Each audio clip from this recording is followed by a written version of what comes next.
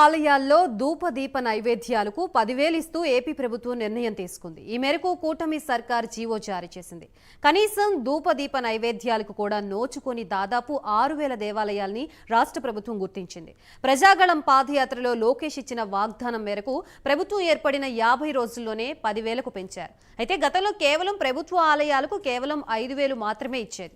ఇందులో 3,000 అర్చకునికి, 2,000 ఆలయంలో ధూపదీప నైవేద్యాలకు కేటాయించింది.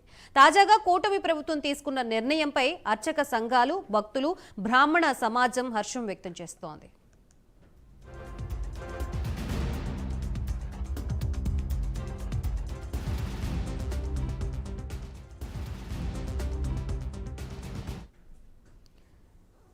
రైట్, ఇదే అంశానికి సంబంధించి పూర్తి సమాచారం అందించడానికి మా ఏపీ ఇన్పుట్ ఎడిటర్ టీవీ రావు సిద్ధంగా ఉన్నారు. టీవీ రావు, చెప్పండి.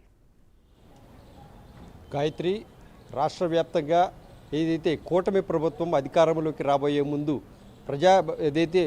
ప్రజాగణంలో లోకేష్ అయితేనేమి, అలాగే పవన్ కళ్యాణ్ అయితేనేమి ప్రజా శిబిరాల్లో తాము ప్రజలతో మమేకమైపోయిన సందర్భంలో ఇచ్చినటువంటి హామీల మేరకు ఏదైతే దేవాలయాలు, ప్రధానంగా ప్రైవేటు ప్రభుత్వ ఆలయాలు చాలా వరకు దెబ్బతినిపోతున్నాయి, వాటిని సంరక్షణ కార్యక్రమాల్లో భాగంగా వారిని పునరుద్ధరింప చేయాలనేటటువంటి కార్యక్రమాలు ముమ్మరంగా చేయాల్సి ఉందని పలుమార్లు ప్రత్యేకంగా పవన్ కళ్యాణ్ అయితే చెప్పడం జరిగింది. మరి బ్రాహ్మణ సమాజానికి కూడా పవన్ కళ్యాణ్ ఇచ్చిన హామీల మేరకు ఇప్పుడు ముందడుగు పడిందని ఇక్కడ మనం భావించాలి. ప్రధానంగా చూస్తే రాష్ట్రంలో ఉన్నటువంటి ఏదైతే ధూపదీప నైవేద్యాలకు నోచుకోకుండా కనీసం ఆలయాల తలుపులు తెరిచేటటువంటి భాగ్యం కూడా జరగకుండా ఉండేటటువంటి కొన్ని ఆలయాలను రాష్ట్ర వ్యాప్తంగా కూటమి ప్రభుత్వం గుర్తించిన మరుక్షణమే ఇప్పుడు దాదాపుగా తొలి విడతలో 6,000 ఆలయాలను గుర్తించింది. ఈ 6,000 ఆలయాలకు ఒక్కో దేవాలయానికి సంబంధించి 10,000 రూపాయలు ధూపదీప నైవేద్యాలకు ఇవ్వడమే కాకుండా ఆ 10,000 రూపాయలు పూర్తిగా అర్చకుని అకౌంట్లో వేయడం జరుగుతుంది. ధూపదీప నైవేద్యాలకు వెచ్చించి కొంత ధనం ఏదైతే అర్చకుడు తన సొంత ఖర్చులకు కూడా వాడుకోవచ్చు అనేటటువంటిది దీని ప్రధాన సారాంశం. మరి దీని ప్రకారం చూస్తే కనుక ఇప్పటి వరకు ఆలయాలు కనీసం తలుపులు కూడా తెరుచుకోలేనటువంటి పరిస్థితి నుంచి ఇప్పుడు రిచ్ఫుల్గా ఏదైతే దేవాలయాల్లో అన్నీ కూడా సకాలంలో ఓపెన్ చేయటం, భక్తులు ఏదైతే పురాతన ఆలయాలు ఉన్నాయి చాలా ఏదైతే ఆస్తులు పాస్తులు లేకుండా ఏదైతే ఇప్పుడు దాదాపుగా కొన్ని దేవాలయాలు మనం చూస్తున్నాం. ప్రైవేటు ఆలయాలు, ఎండోమెంట్ పరిధిలో ఉన్న ఆలయాలకు ఎకరాల కొద్ది భూములు, 100 ఎకరాల కొద్ది పంటలు, మాన్యాలు ఇవన్నీ కూడా వచ్చేటటువంటి పరిస్థితులు ఉంటాయి. మరి అయితే ప్రైవేటు దేవాలయాలు అలాగే చిన్న ఆలయాలు వీటికి ఎవరు కూడా పట్టించుకునే నాదులు లేరు. కానీ ఆ దేవాలయాలకు స్థానికంగాను బయట పెద్ద ఎత్తున ప్రాచుర్యం అయితే ఉంటుంది. మరి ఇటువంటి నేపథ్యంలో ఆలయాలను మరింతగా ప్రజలకు చేరువ చేయటం, ఒక భక్తికి భరోసా కల్పించడం అనేటటువంటిది ఇక్కడ కీలక భూమిక పోషించాల్సి ఉంది. మరి అందుకే రాష్ట్ర ప్రభుత్వం అయితే కనుక ఈ కీలక నిర్ణయం తీసుకొని 10,000 రూపాయలు అర్చకునికి అలాగే దేవాలయంలోని ధూపదీప నైవేద్యాలకు ఇవ్వడం జరుగుతుంది. ఈ దేవాలయాల్లో మొత్తం 6,000 దేవాలయాలను తొలి విడతగా గుర్తించింది. ఇందుకు సంబంధించి ప్రత్యేకంగా జీవో కూడా జారీ చేయడం జరిగింది. మరి గతంలో చూస్తే ఇదే పరిస్థితి. గతంలో చూస్తే 2000 ఏదైతే వైఎస్ఆర్ గవర్నమెంట్ ఉన్న టైంలోనే అప్పట్లో కేవలం 1900 దేవాలయాలు ప్రభుత్వ దేవాలయాలను గుర్తించారు. ప్రభుత్వ దేవాలయాలంటే కూడా స్థానికంగా ఆ దేవాలయానికి కొంత భూమి ఏదైతే అత్యంత తక్కువగా ఉన్నటువంటి భూమి ఉంటే కనుక ఆ దేవాలయాలకి 2,000 నుంచి 3,000 రూపాయలు మాత్రమే ఆ దేవాలయాలకు ఇవ్వడం జరిగింది. మరి అప్పట్లో 1900 దేవాలయాలకు తొలి విడతగా ఈ కార్యక్రమం చేపట్టారు. ఆ తర్వాత వైఎస్ఆర్ పార్టీ గవర్నమెంట్లో కూడా ఇదే విధానాన్ని కొనసాగించారు. కానీ పెద్ద ఎత్తున ఏమి కొనసాగించలేదు. కేవలం 5,000 రూపాయలు ఇచ్చేసి 2,000 రూపాయలు ధూపదీప నైవేద్యాలకు, 3,000 రూపాయలు అర్చకునికి ఇవి నేరుగా వీళ్ళ ఖాతాలో, అర్చకుల ఖాతాలో పడిపోవడం. మరి దీని ప్రకారంగా చూస్తే చాలని అరకొర విధానాలతో దేవాలయాలు తలుపులు కూడా తెరుచుకోలేనటువంటి పరిస్థితి.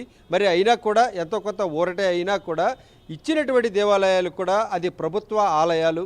ఆ ప్రభుత్వ ఆలయాలు కూడా ఏదైతే స్థానికంగా 2.5 ఎకరాల మెట్ట అలాగే 5 ఎకరాల లోపు మాగాణి ఈ పరిధిలో ఉన్నటువంటి దేవాలయాలకు మాత్రమే దీన్ని వర్తింపజేశారు ఈ పథకాన్ని. అయితే కనుక ఆలయాలను కూడా కనీసం 2,700 ప్రభుత్వ ఆలయాలను మాత్రమే దీన్ని పట్టించుకోవడం జరిగింది. ఈ ప్రభుత్వ ఆలయాలంటే ఎండోమెంట్ పరిధిలో ఉన్నటువంటి ఆలయాలకే ఈ సౌకర్యం కల్పించడం జరిగింది. మరి ఈ నేపథ్యంలో చూస్తే నాటికి నేటికి చాలా వ్యత్యాసం ఉంది. ప్రభుత్వ ఆలయాలకు ఆస్తులు పాస్తులు చాలా ఉంటాయి. ఏదైతే మా దేవుడు మాన్యం కింద ఉంటాయి, ఎంతో కొంత అద్దెలు వస్తుంటాయి. సంవత్సరానికి కౌలు, భూముల మీద కౌలు రావడం, లీజులు రావడం, అలాగే కొన్ని దేవాలయాలకు ఏకంగా కమర్షియల్ కాంప్లెక్స్లు ఉండడం, కొన్ని దేవాలయాలు రిచ్ఫుల్గానే ఉంటాయి. మరికొన్ని దేవాలయాలకైతే కనుక కనీసం ఏదైతే స్థానికంగా ఉన్నటువంటి పెద్దలు, అలాగే గ్రామాల తరపునటువంటి పెద్దలు చందాలు వేసుకొని కొన్ని దేవాలయాలు నడుపుతున్నటువంటి పరిస్థితి ఉంటుంది. మరి ప్రధానంగా చూస్తే చిన్న దేవాలయాలు, ఎటువంటి ఆస్తులు లేనటువంటి దేవాలయాల జోలికి ఎండోమెంట్ ఎప్పుడూ కూడా రాదు. కాబట్టి అంటే ఆస్తులు ఉంటే కనుక ఖచ్చితంగా ఎండోమెంట్ పరిధిలోకి రావడం, దాని ఆదాయం ఎండోమెంట్ పరిధిలో పెట్టి ఆలయాల కోసం ఖర్చు పెట్టడం అనేటటువంటిది జరుగుతున్నటువంటి పరిణామం. మరి ఎటువంటి ఆస్తిపాస్తులు లేని ఆలయాల పరిస్థితి ఏంటి అనేటటువంటిది ఒక ప్రశ్నగా మారింది ఇప్పటి వరకు. మరి ఇప్పటి వరకు ఎండోమెంట్ పరిధిలో ఉన్నటువంటి ఆలయాలను పట్టించుకున్నటువంటి ప్రభుత్వాలు ఇప్పుడు వినూత్నంగా కూటమి ప్రభుత్వం అయితే కనుక ప్రైవేటు పరిధిలోనూ, అలాగే ఏదైతే ఎండోమెంట్ పరిధిలో ఉన్న చిన్న ఆలయాలు, అంటే ఎండోమెంటు పరిధిలోకి రాకపోయినా కూడా చిన్న ఆలయాలుగా ఉంటే వాటిని మాత్రం మరింతగా ప్రజలకు చేరువ చేసేందుకు, ఒక భక్తికి భరోసా కల్పించేందుకు దాదాపు 10,000 రూపాయలు ఇచ్చేందుకు రాష్ట్ర ప్రభుత్వం అంగీకరించింది. దీనికి సంబంధించి కూటమి సర్కార్ ఒక జీవో కూడా జారీ చేసింది. నిన్న క్యాబినెట్లో దీనిపై కూడా ఒక నిర్ణయం కూడా జరిగింది. మరి ఇందుకు అనుగుణంగా తీసుకున్న చర్యల పట్ల బ్రాహ్మణ సమాజం, ఆంధ్రప్రదేశ్లోని బ్రాహ్మణ సమాజం హర్షం వ్యక్తం చేస్తుంది. 5,000 రూపాయలు గతంలో ఇచ్చినటువంటి ప్రభుత్వం ఇప్పుడు ఏకంగా 10,000 రూపాయలకి పెంచడం పట్ల బ్రాహ్మణ సమాజం పట్ల ఒక గౌరవం అనేది ఏర్పడింది అనేటటువంటిది బ్రాహ్మణ సమాజంలో వినిపిస్తున్నటువంటి ప్రధాన మాట. మరి అంతేకాకుండా పవన్ కళ్యాణ్ ఏదైతే తన పర్యటనలో కానీ, తన ప్రజా శిబిరంలో ప్రజలతో మమేకమైపోయిన సందర్భంగా బ్రాహ్మణ సమాజంతో కలిసినప్పుడు కానీ పవన్ కళ్యాణ్ పలుమార్లు ఏదైతే చాలా దేవాలయాలను ఉద్ధరించాల్సి ఉంది, ఈ కార్యక్రమంలో భాగంగా తమ వంతు చర్యలు, తమ వంతు సాయం చేస్తానని ఆనాడే ప్రకటించారు. అందుకు అనుగుణంగానే ఈ రోజున పవన్ కళ్యాణ్ చొరవతో కూటమి ప్రభుత్వం ఈ నిర్ణయం తీసుకోవడం పట్ల బ్రాహ్మణ సమాజం హర్షిస్తోంది. గాయత్రి. Right, thank you టీవీరా.